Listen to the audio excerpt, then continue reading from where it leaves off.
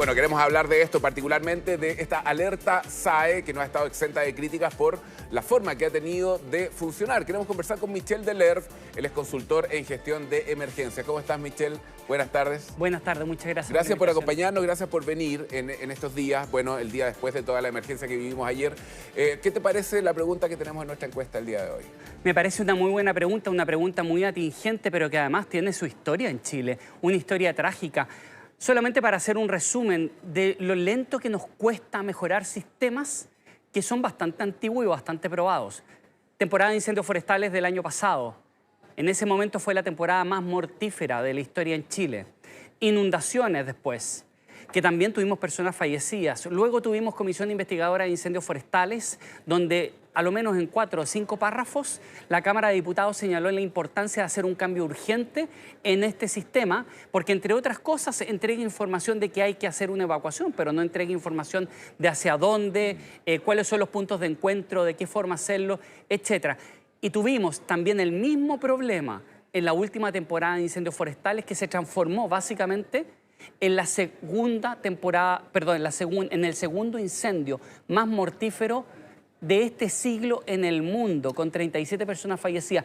Mi pregunta, Karim, entonces, ¿qué necesitamos para cambiar algo que sigue siendo igual a la historia que te acabo de contar? O sea, igual dependemos de que alguien active esa emergencia, dependemos que se active, Recuerdo que esto parte con el maremoto del 2010, ¿no? Antes de eso no conocíamos de esto, hay declaraciones que quedaron ahí grabadas para todos de llamados a la calma, de que no iba a pasar nada y de pronto de madrugada se sale el mar con las consecuencias que conocimos. Después de eso se comienza a hablar de esta alarma, ¿no? Antes de esto no. Antes de esto no, y llama mucho la atención porque eso también es un síntoma, también es un indicador de la precariedad, básicamente también de la debilidad de nuestro sistema de emergencia, porque quiero hacer también un poco de historia.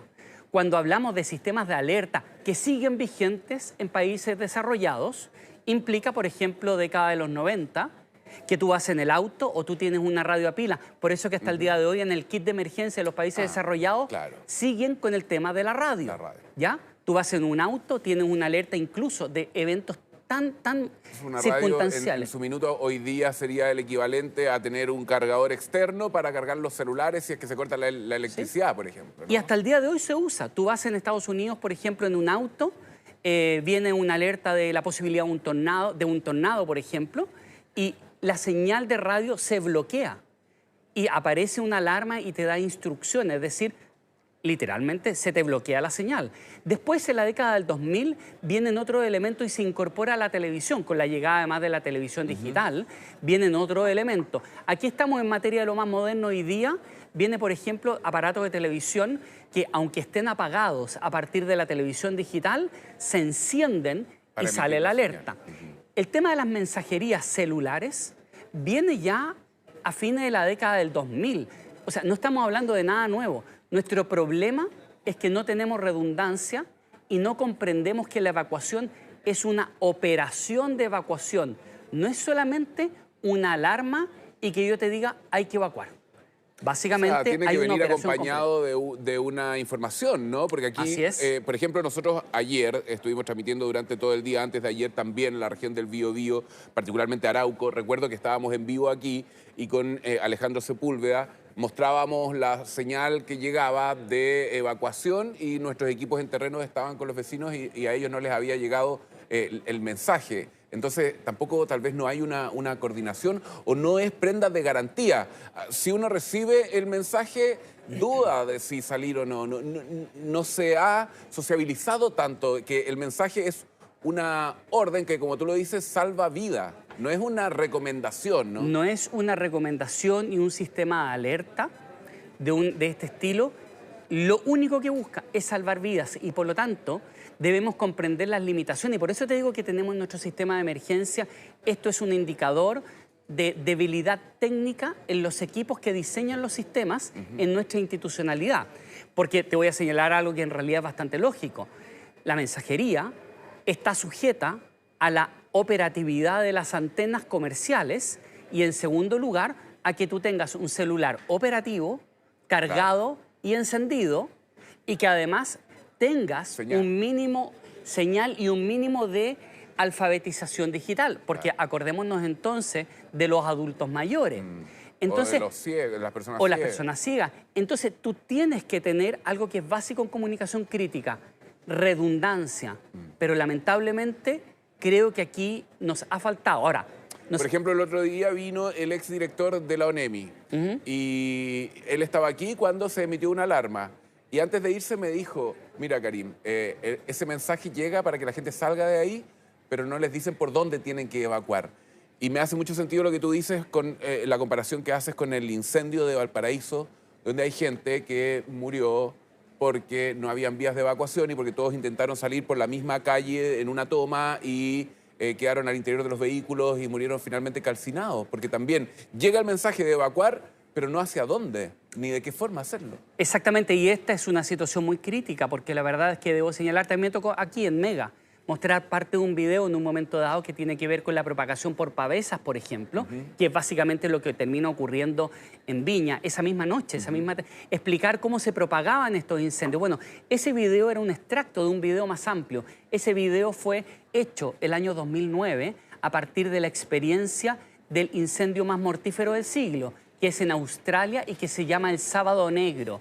Y que cuando uno mira el video en su conjunto, me ha tocado en conferencias mostrarlo, mucha gente percibe qué es lo que ocurrió en Viña, porque tú ves que uno de los efectos es el taco, la gente que se va acumulando y que viene el fuego. ¿A qué voy con esto? Aquí no estamos hablando, Karim, de soluciones de última generación. Estamos hablando de sistemas de alerta que existen hace décadas. Por eso te digo que aquí no es falta de conocimiento, no es falta de recursos, no es falta de tecnología. Yo creo que hay dos elementos, una debilidad técnica en el Estado, pero también desde el momento en que un poder del Estado como la Cámara de Diputados hace la advertencia de que esto se debe cambiar rápido y no se hace, también hay un tema de voluntad política. Bueno, no hay lo que es Senapred, que antes era la ONEMI, está sin un director desde hace bastante tiempo también, ¿no?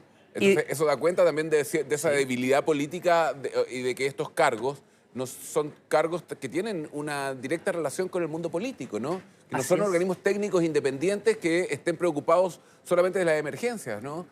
Y en Valparaíso, en la región de Valparaíso, para el incendio de Viña del Mar, el director regional era subrogante, porque el titular no estaba. Pero más aún, aquí... Mira, me parece muy bien porque aquí debemos comprender que esto no es una crítica político-partidista de un gobierno en particular. Estamos hablando de cuál es la cultura organizacional que existe en el Estado y que permanece más allá de los gobiernos. Sí. Estamos hablando, perdón, de que el director que estaba titular nacional del Senapred, que ya no está en su cargo, él sale porque se genera un problema político de conflicto con alcaldesas. Pero él no sale porque se le había advertido que debía cambiar el sistema de alerta, que si tú me preguntas, es bastante más serio y más importante el sistema de alerta que aquí tú tengas un conflicto político con autoridades. Sí. Había otro punto antes de que terminemos, Michel, que te quería preguntar, que me ha tocado ver en cada uno de los puntos donde he visto que ha habido problemas, en Pudahuel, en la ruta 68, que es impresentable que una ruta concesionada termine convertida en un río. Ayer en Pudahuel Norte también, la construcción de 600 viviendas hizo que se taparan los conductores, los ductos, no hay colectores de agua lluvia. En Quilicura hace 3 semanas pasó lo mismo, una construcción impide que el agua escurra por donde tiene. Siempre, en todos los episodios donde hay afectación, es por un problema. Ahora estábamos revisando lo que ha pasado en regiones también, canales de regadío. ¿Es el hombre el que, o sea, es un problema de infraestructura? ¿Somos nosotros? No podemos culpar ni al cambio climático que existe, no podemos culpar a la naturaleza. ¿Qué reflexión podemos hacer respecto a lo que yo te planteo? Totalmente de acuerdo contigo y yo lo resumo en una frase. Los desastres naturales no existen, los desastres son sociales, porque básicamente las vulnerabilidades las construimos nosotros, por acción o por omisión, porque construimos mal, porque generamos mal ordenamiento o porque a veces no tomamos las decisiones que corresponden. Como por ejemplo, es curioso, tenemos un mapeo de los puntos críticos y la verdad es que uno ve y todos los años dicen, estos son los puntos que se van a inundar. Son siempre los mismos. Pero no hay una promesa del Estado de decir, nuestra promesa es que si hoy día tenemos 30 puntos críticos que son históricos, no sé, en 2, 3, 5 años más, 10 años más, queremos 0. Y por último, mientras ocurre ese tiempo, mientras transcurre ese tiempo, estas son las obras de mitigación que vamos a hacer porque las emergencias son un componente de la seguridad pública y la seguridad pública es protección y bienestar. Y cuando vienen inundaciones como las que tú señalas, no es solamente lluvia, no es agua, son muchas veces aguas servidas. Sí, claro, y por lo tanto, ojo, que esta emergencia tampoco no ha terminado, sigue. Verdad. Bien, Michelle, muchísimas gracias por venir a conversar con nosotros este viernes, que esté muy bien. Muchas gracias a ti. Gracias.